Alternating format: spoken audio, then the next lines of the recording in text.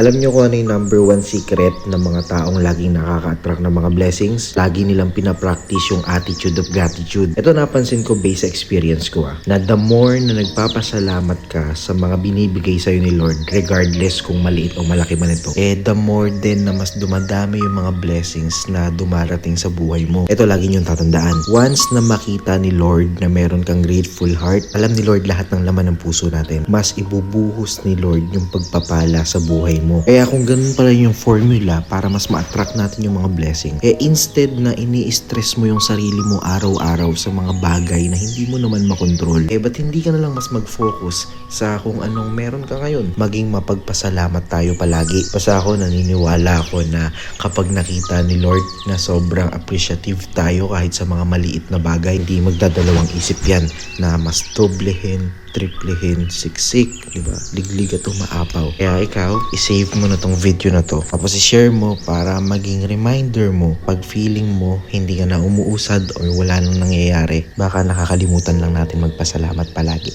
Follow me for more.